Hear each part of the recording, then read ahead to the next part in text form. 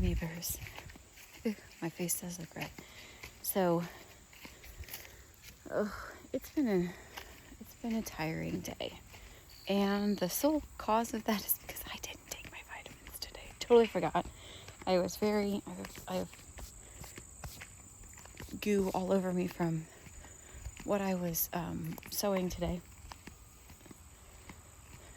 I don't know if you can see it. I've got a sty starting in my eye right over here. And I've been putting warm compresses on it, so that's why my face is...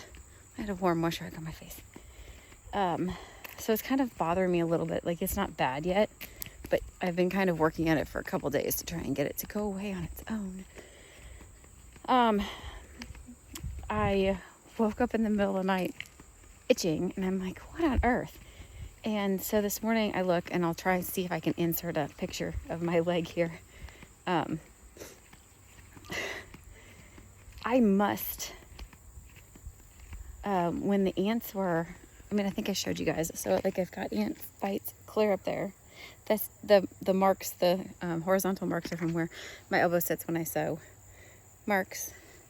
Well, they climbed all the way up my pant legs. So I must not have got them all the way out of my pant legs. And then when I sat down and kind of stayed in that position, they got up to my pant. I don't know. But they itched so bad. And again, this is like the third time, but praise the Lord that I got some of Amanda's plantain salve. It's about half used. And so I really, like next week when I go up, I'll see her tomorrow, but it's about half gone. So I think I need to see if I can't get some more so I can keep it on hand. I will make some, but my plantains, I should go see if we can go this way. My plantains here are, and I don't mean plantain the banana, not the right kind. My plantain plant. See if you can see them. See, they're all, this is plantain. And you'll see, like, these are the seeds. I need to take some to my new place because my new place didn't have any, but see how they're all like shrilly, like this? We haven't had rain here in a really long time. And I don't know. That's just kind of these don't look as bad. But the plantains themselves just don't look great. But I hope you understand, the plantain plant doesn't look great. I don't know what that stuff is. So I should see if we can't scoop some. We've had some people from when they trim trees and stuff like that just come in and dump, and that's really, really nice. We should see if we can't dig some of that and take it with us. The big thought of the day is I would really like to try and figure out how to, we have a barn that's full of cow manure, and I would really love to figure out how to take that with us. The problem number one is we don't have any kind of big equipment, and so we would be scooping it by hand. Number two, if it was just scooping cow manure like you would scoop wood chips or snow, we could do that all day long. But the problem is that it's interwoven with a whole bunch of straw and hay. So that thing is like a big old woven web of not coming out of there. And it's been packed down in all of that kind of thing. So that is awful. You see that? I hope you can see it. That is gonna die. That's a cow killer. And oh shit. It's still going. Like, I am stomping and twisting. I don't know if you can even see that, but see it? It is still going. Gross. Oh, he's cut in half now. Okay, good. See, he's still stinging. Gosh, I wish you could see that. I hope that you can see that. I hope you can see the sting. Holy cow. Those things produce the worst sting ever. And I know that I have I have my Crocs on, so I know it's more of a squishy, but I stepped on that thing and ground my foot into the ground like 3 separate times, and it just keeps walking. Those are awful to step on. And one of the few things that needs to die. All right, back to happiness. So I would really like to take the cow manure with us. If I mix it with some wood chips and let it break down, it's going to make some amazing compost next year. I don't think that the people that we get are, I'm almost positive that they don't spray, because they're, one of the fields that they take stuff off of is this field, and I've never seen spray trucks out there. I have seen spray trucks, I'm saying on Brian's side, but that's not the same people, I don't think, that do ours. So I'm afraid that we're just going to have to just start shoveling. And like I said, the problem is you have to kind of claw it out because it's so interwoven together that it doesn't come out well. And it's a lot of like rake in, pitchfork and shovel it all together. So what else? It was a stressful day only because, like I said, like I sit there and kind of like really focus for a long time. The black thread that we have currently doesn't seem to be very nice to me some days, and today was a frustrating day, and so it kind of kept bunching up, and I will fight with it for a little bit, but it's also not very time efficient cost wise. I mean, if something normally takes me 2 minutes every time I do it, and now suddenly it takes me 4 minutes, I'm literally doubling the cost of my input into it. And people are like, 2 minutes, it'll cost you 50 cents a minute, and then 4 minutes, that's only, I mean, that's, it doesn't matter what it is, it's doubling the cost. And nothing takes just 2 minutes. It might take, anyway. So, I did to a certain stopping point, and then I set that project aside because I was just pissed off. Like I said, I realized I didn't take my vitamins, but I didn't realize that until 4 o'clock, so I couldn't take my vitamins. Which isn't the end of the world, that's part of the reason that I think I'm tired. This was nice. I should probably start getting out in the middle of the day and doing my little walk like for lunch. And then going back and finishing. That might help wake me up. And then I took apart a couple projects that were done incorrectly and kind of just stared at them like, how can you do this? Anyway, neither here nor there. And then so anyway, that got my mind, kind of switch gears a little bit. And then I went to a new project, and this new project is cool. And it's fairly simple and straightforward. The hardest part is I now have a rectangle piece, which I make into a cylinder, and then I've got a bottom, like a circle. And so then you have to try and they're tiny, putting a circle together with an outside, if it's, this big, it doesn't matter.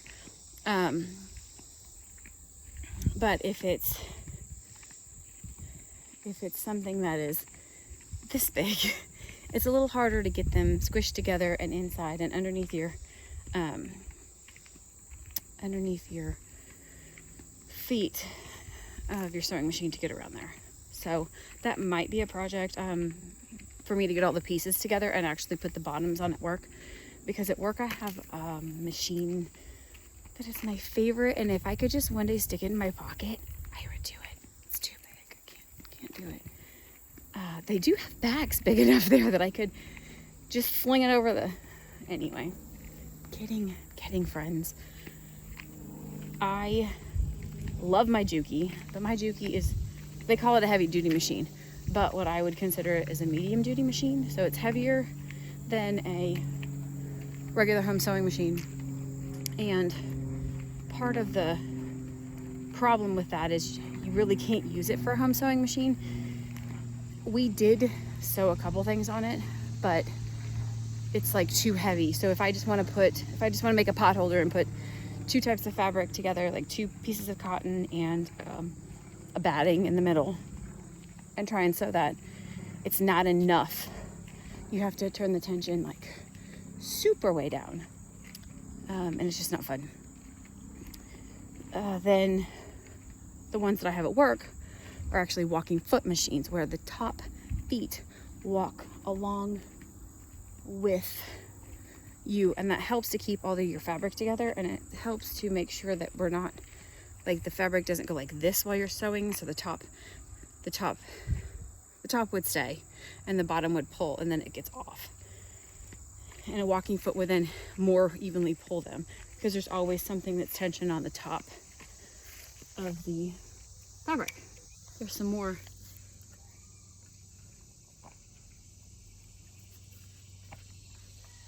It's all over here.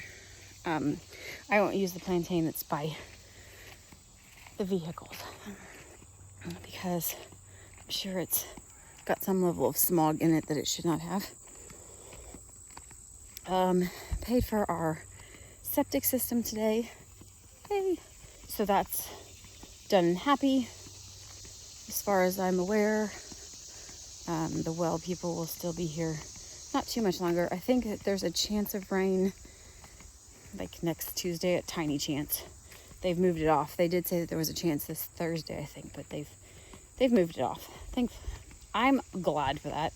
I also don't have stuff growing in the garden, really. I mean, I've got my regular herbs, but my whole life is the stun method, which is sheer total and utter neglect. And that's what happens. My job is to plant you, and your job is to live. And if you don't live, that's on you, and that's not on me. And that's kind of been our basic way of life. I don't coddle any of my things. Gosh, now I'm thinking there's a movie, and it was only the storms threw off, and they're like yelling it back and forth with each other. But truthfully, I mean, that's what it is. And we need a lot less coddling, and a little bit more of suck it up, buttercup, and figure it out.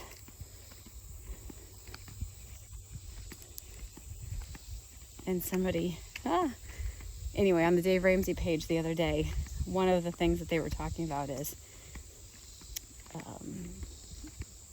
trying to teach your kids about money. And this person had said that they were going to start paying their children to do, be up on time, go to school on time, those sort of things, pay them for that. But then they were required to then pay for any extra snacks that they wanted, any extra treats or whatever, and those sort of things. Ooh, the uproar in there. Now, I do understand if we say, hey, we're going to the movies. We don't ever say that. We might go to the drive-in every once in a while. But if we say something like that, I don't expect the kids to pay for the ticket. And I do hey, I'll buy everybody one something, which is usually like a bucket of popcorn and a pop. I might say something like that. And then anything else you want is yours. But the amount of people that are like, 14-year-olds should not be burdened with paying for their own things. Seriously, this is what's wrong with society. Now, the way we did it when my kids were growing up is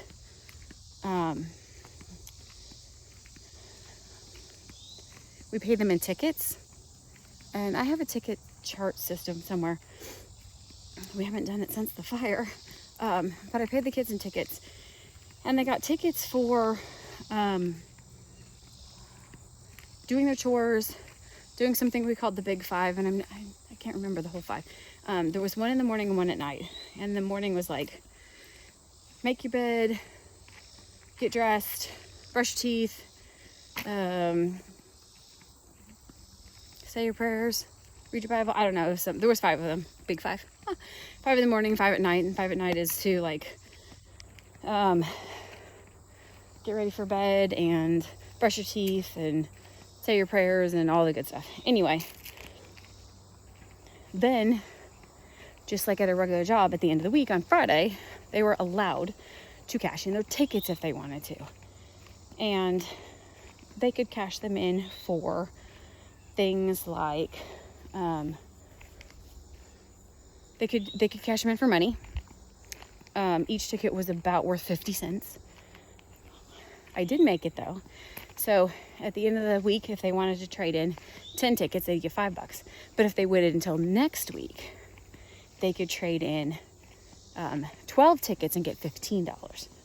12 tickets and get $10. What did I do? Nothing is not helping right now. 10 for 5. Must have been 15 for 10. Anyway, it came out so that if they waited and saved them for another week, then their tickets are worth more. So then they'd be worth 75 cents a piece instead of 50 cents a piece. It taught them to save. They could also turn tickets in to buy time on playing games, or when we had family movie night, they could pay to be the one to get to choose the movie for that week. They could pay for an extra dessert, or like, hey mom, I want to buy ice cream, and so they could use their tickets to buy ice cream. They could use them if we were at the store and they wanted to, use their tickets to buy a candy bar while we were at the grocery store or something like that. That was absolutely allowed and their choice. And then there was extra, they gave the grandparents, they had full ability to also give them tickets. Like, oh yeah, they helped me.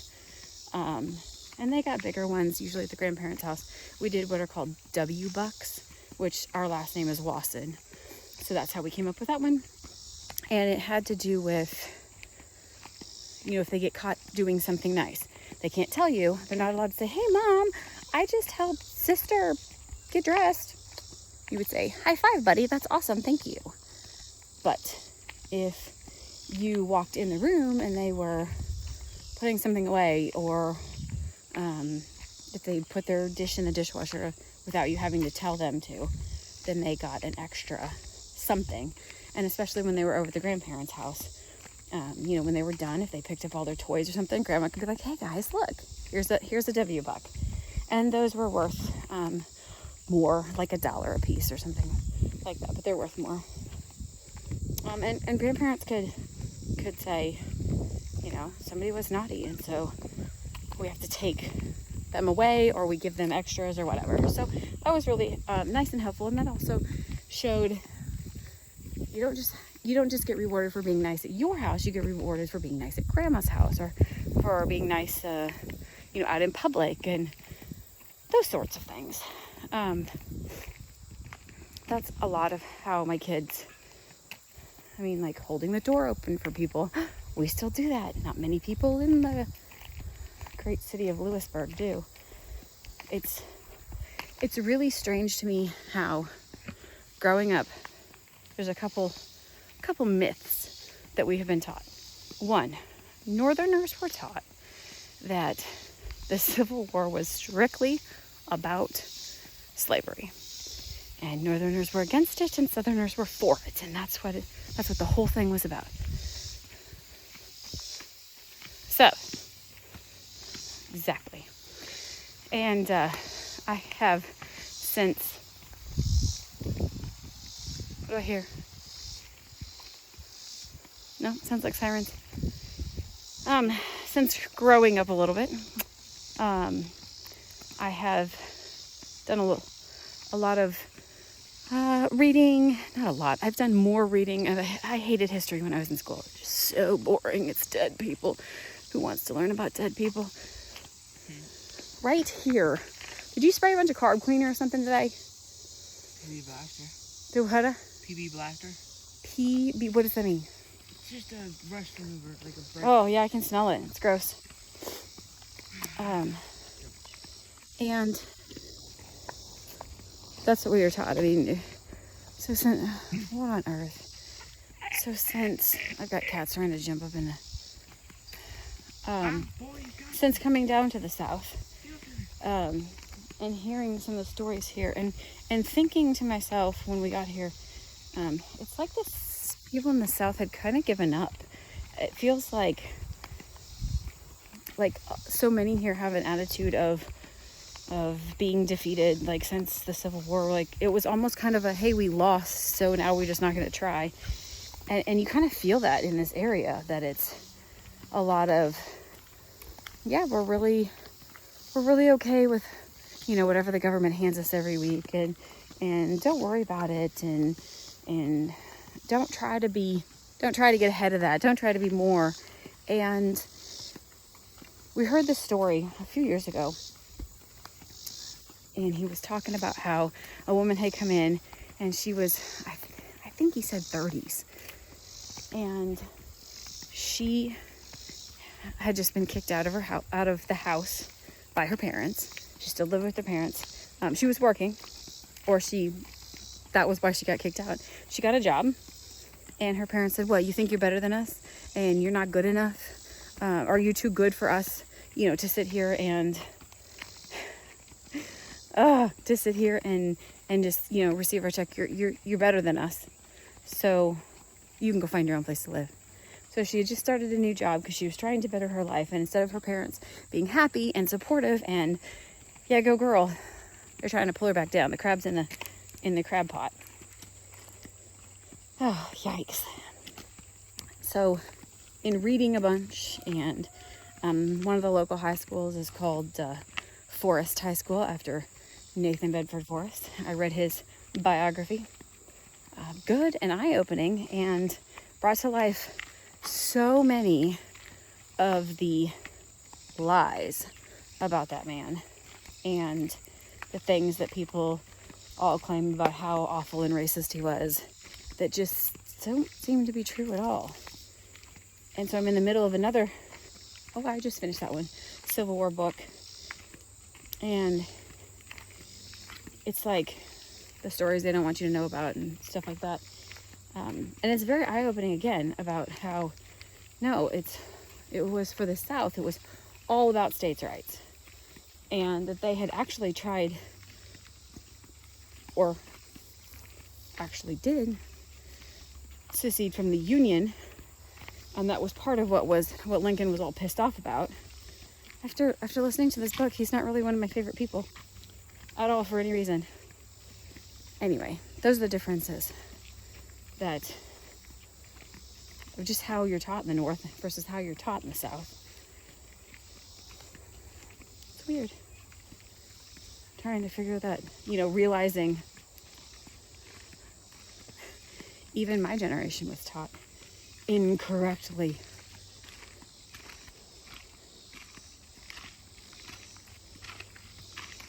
Yeah.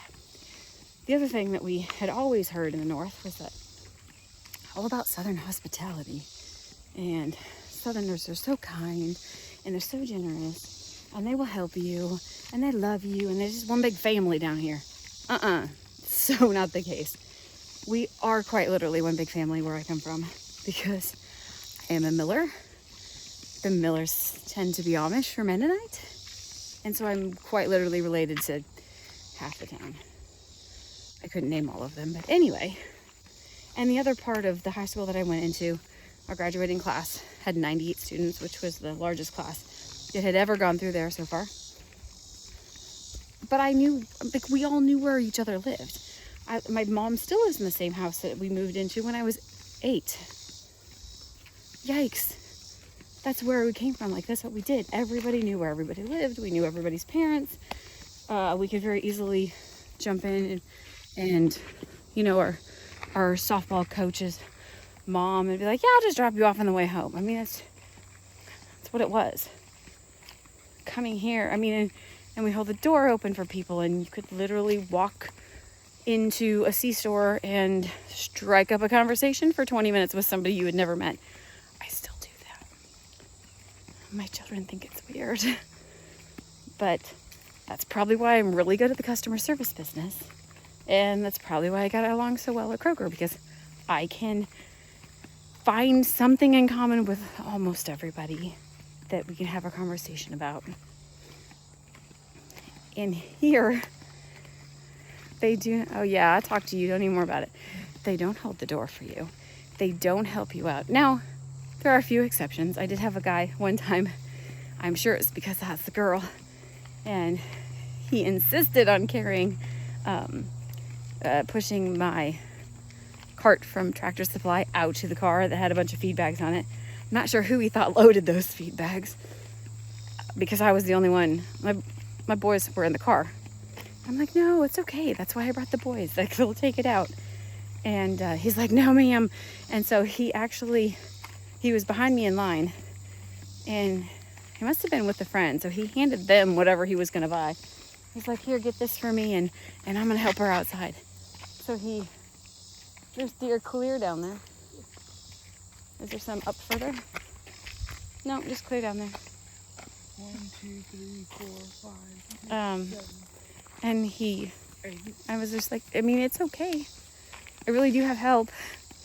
And had to load it into my truck for me, which is fine. I thank him very much. I love it. I'm all about that. But kitchens here, like we looked for houses for 2 years before we ever found houses. And they all have like a tiny galley kitchen. They can barely fit a butt. And all I can think about is, who on earth cooks in these things? Nobody cooks a big old Sunday meal like we do at home. We've got big kitchens. My mom's kitchen is probably 13 square feet. Sorry, 13 by 13. That sounded silly then, didn't it? At least, I don't know. It might be bigger. My kitchen at this greenhouse was tiny. Tiny. I will be so glad to get a nice big old kitchen.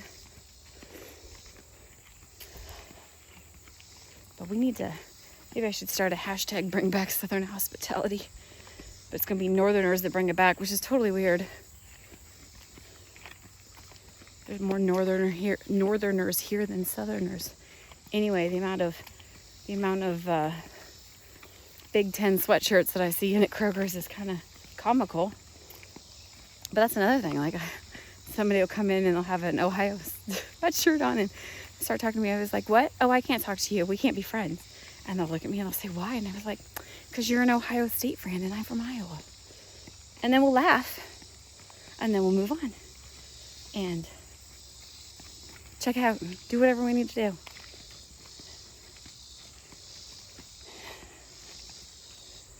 So tomorrow, I don't even know. We'll go to work. I have to find a new way to work because 40 West they're redoing, I don't know, a bridge or something because I think it's down to one lane both directions. That doesn't sound like fun, so I'm skipping that altogether. And this weekend we'll go clear out some more trees because we need to have a place to put our shed, which is one of the next things, and we're still waiting on water. That's where we're at.